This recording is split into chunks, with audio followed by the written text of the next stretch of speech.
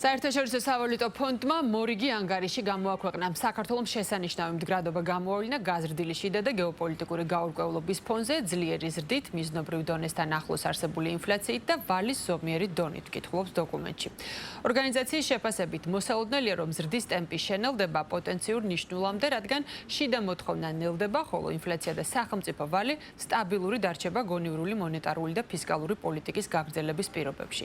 ანგარიში აღნიშნულია, რომ ფინანსური სექტორი მყარია და რეფორმები მნიშვნელოვნად გაუმჯობესდა, თუმცა საჭირო რჩება დამატებითი ნაბიჯების გადადგმა არსებული მდგრადობის გასაძლიერებლად. სავალუტო ფონდი განსაკუთრებით ხაზს უსვამს ჩვენი ეკონომიკის მედეგობას შოკების მიმართ და ჯანსაღ მაკროეკონომიკურ გარემოს. ინფლაციის თავისი მიზნობრივი მაჩვენებლის ირგვლივ შენარჩუნების თვალსაზრისით დადებით აფასებს ჩვენს მონეტარულ პოლიტიკას, ამბობს, რომ ის შეესატყვისება, ასე ვთქვათ, მოცემულობას, მაკროეკონომიკურ პარამეტრებს. საერთაშორისო რეზერვების დაგროვა კვლავაც მარჩუნდება პრიორიტეტულად და ამ თვალსაზრისით ეროვნული ბანკი მაქსიმუმს აკეთებს, რომ გაზარდოს რეზერვები. აქ ჩვენი ხედვა ემთხვევა